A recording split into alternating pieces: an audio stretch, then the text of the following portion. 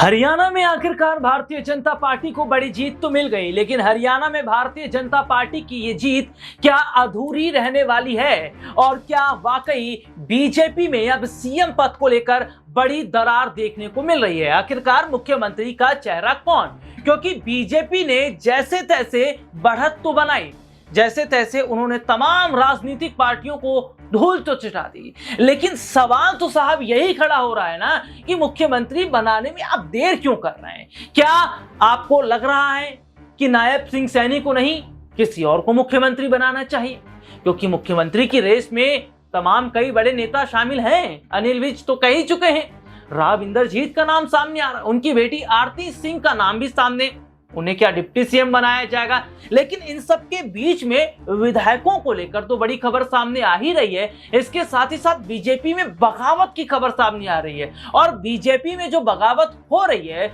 क्या ये बगावत बड़ा नुकसान पहुंचाएगी हरियाणा में भारतीय जनता पार्टी को। चलिए मुद्दे को आगे बढ़ाते हैं। प्रोग्राम की शुरुआत हम कर चुके हैं। नमस्कार, मैं हूं राहुल शर्मा और आप देख रहे हैं हमारा खास प्रोग्राम, और इस प्रोग्राम में चर्चा हम सीएम चेहरे को लेकर कर रहे हैं। मेरे साथ मौजूद हैं हमारे खास सहयोगी अमन सर। सर बहुत बहुत स्वागत है इस प्रोग्राम में आपका। सर बहुत बड़ी खबर हरियाणा से जो लगातार हम देख रहे हैं कि सीएम चेहरे को लेकर बीजेपी तय नहीं कर पा रही कि आखिरकार मुख्यमंत्री किसे बनाया जाए। एक और जहां मनोहर लाल खट्टर ये कहते हैं कि भैया ये जो चुनाव है ये नायब सिंह सैनी के चेहरे पर लड़ा गया है, लेकिन दूसरी तरफ हम देखते हैं कि अनिल विज कहते हैं कि भैया मुख्यमंत्री तो मुझे भी होना चाहिए क्योंकि मैं पार्टी में सीनियर लीडर हूं। लेकिन हम राव इंद्रजीत को नहीं भूलेंगे, क्योंकि यादव बेल्ट में उनको एक बहुत बड़े नेता के तौर पर जाना जाता है। हरियाणा चुनाव में उनका प्रभाव रहा है। तो ऐसे में कहा जा रहा है कि राव इंद्रजीत को ही अगर सीएम के तौर पर बीजेपी रख देती है तो अनिल विज और नायब सिंह सैनी, क्या इनका खेल बिगड़ता नजर आएगा? देखिए राहुल, बिल्कुल आपने बेहतर मुद्दा उठाया, क्योंकि लगातार हरियाणा में देखा जाए तो बीजेपी जीत तो गई है, लेकिन ऐसे में लगातार इसी बात को लेकर अब हर कोई संदेह व्यक्त करता हुआ नजर आता है कि भाई इतनी साफ जीत मिली है, इतनी बड़ी जीत आपको मिली है, उसके बावजूद भी अभी तक सीएम पद के नाम पर आखिर मोहर क्यों नहीं लगा पा रही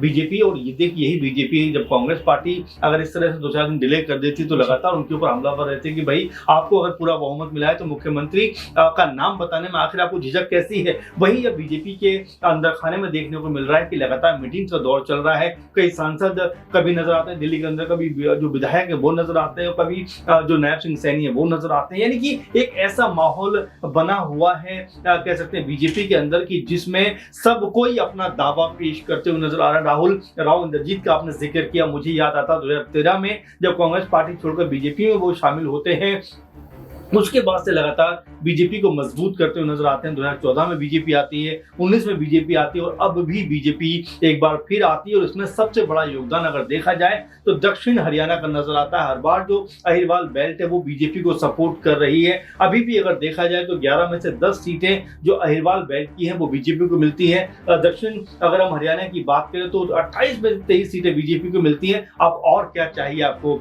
यही बात राव इंद्रजीत कहते हैं कि भाई इतना बड़ा सपोर्ट कह सकते हैं कि अहिरवाल जो वोट है वो आपको मिलता है, वोट आपको लगातार पड़ भी रहा है, फिर भी आप उनकी अनदेखी कर रहे हो। ये कहाँ का इंसाफ? और यही बात है, यही चीज को मद्देनजर रखते हुए वो कहते हैं कि भाई इस बार जो मुख्यमंत्री है वो दक्षिण हरियाणा से होना चाहिए। ये अपने आप में सनसनीखेज बयान भी कहा जा सकता है कि बीजेपी जहां पर इस बात को पचा भी नहीं पा रही, बता भी नहीं पा रही है, वहीं एक और बड़े चेहरे की तरफ चले तो अनिल विज के रूप में नजर आता है, जो पहले भी अगर हम देखें तो जब 5-6 महीने पहले जब खट्टर सरकार कह सकते हैं कि उसके ऊपर मुश्किल आई, खट्टर जी ने इस्तीफा दिया, उसके बाद नायब सिंह सैनी को मुख्यमंत्री बनाया जाता, बाकायदा एक मीटिंग होती है कि कौन मुख्यमंत्री बनना चाहिए। अनिल विज पूरा कह सकते हैं पूरा तैयारी से पहुंचते हैं कि भाई मुझे मुख्यमंत्री आज बनाया जाएगा, लेकिन वहां पहुंचते हैं तो नाम निकल कर आता है नायब सिंह सैनी का।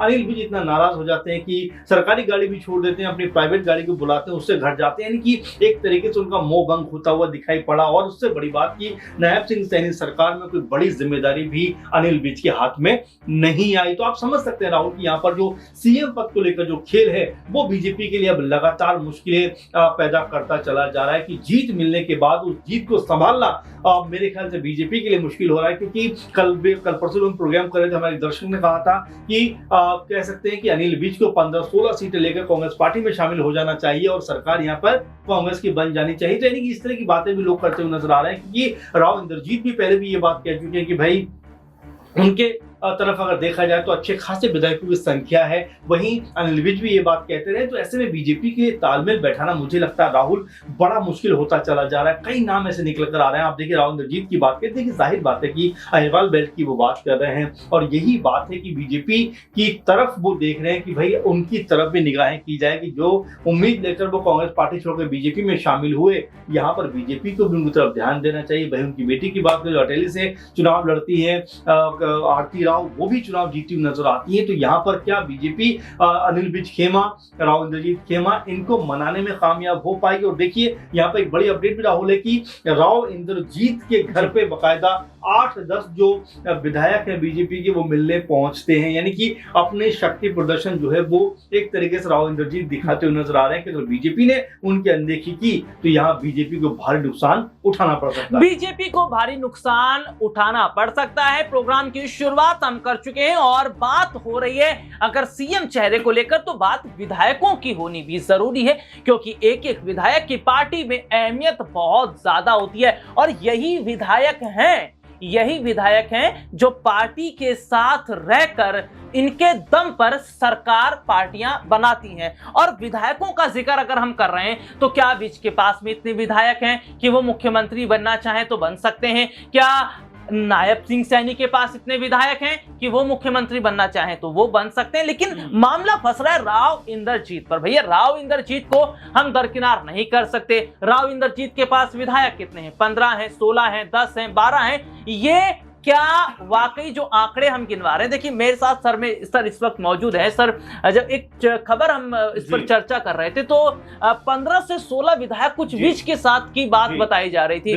15 से 16 विधायक अगर विज के साथ जुड़े हैं तो राव इंद्रजीत को अंदर कितना समर्थन मिल रहा है? और क्या अगर माना जाए कि सीएम हाउस में जाने की तमन्ना है नायब सिंह सैनी के अंदर, अनिल विज के अंदर, लेकिन वो सपने साहब अब आपके अधूरे होते नजर आ रहे, क्योंकि राव इंद्रजीत ने जो बीजेपी के लिए किया और जिस तरीके से बड़ी जीत उन्होंने दिलवाई है वो कहीं ना कहीं बीजेपी भूलेगी नहीं। और कहीं सर ऐसा ना हो कि पीछे के रास्ते से राव इंद्रजीत को ले जाकर स्टेज पर बिठा दिया जाए और सैनी और विज देखते रह जाए। बिल्कुल बड़ी बात आपने कह दी कि बैकडोर के जरिए कहीं एंट्री ना हो जाए। क्योंकि अगर राव इंद्रजीत की बात की जाए तो खुलेआम तौर पर उन्होंने ये बात कही है कि अहिरवाल बेल्ट ने उनको पूरा सपोर्ट दिया है, पूरा कह सकते हैं उनके समर्थन में आकर खड़े हुए। 11 में से 10 सीटें बीजेपी को देने का मतलब है कि कहीं ना कहीं जो अहिरवाल बेल्ट है वो अब उम्मीद ज्यादा रख रहे हैं कि मुख्यमंत्री जो है वो साउथ हरियाणा से होना चाहिए। और साउथ हरियाणा की अगर बात करें राहुल तो राव इंद्रजीत से बड़ा कोई चेहरा आपको या मुझे तो नजर नहीं आता। तो ऐसे में राव इंद्रजीत का नाम बारंबार निकलकर सामने आता है और देखिए लोगों का इमोशन भी राहुल कहने के नजर आता है कि लोग जो है वो राव इंद्रजीत के पक्ष में आप देख रहे हैं किस तरह से कमेंट कर रहे हैं, किस तरह से बात कर रहे हैं कि उनको ही मुख्यमंत्री बनाया जाना चाहिए। आपने जिक्र जरा सा इसमें किया कि 15-16 विधायक अगर अनिल विज के पास हैं तो राव इंद्रजीत के पास कितने? आप देखिए राहुल यहाँ पर अगर आंकड़ेबाजी की ही बात करें तो 28 में से 23 विधायक तकरीबन मानकर चलिए, एक बड़ा आंकड़ा है राहुल, ये लगभग पूरे बहुमत का आधा कि जो साउथ हरियाणा से आता है और उसके ऊपर पूरी तरह से शिकंजा है वो राव इंद्रजीत का है। आप ये बात जरा गौर करिए, क्योंकि अगर यहाँ पर उन सीटों की बात की जाए 23 सीटें एक ह्यूज कह सकते हैं कि नंबर है और यहाँ पर अगर राव इंद्रजीत कोई बड़ा खेल करते तो अपने आप में बीजेपी की मुश्किलें बढ़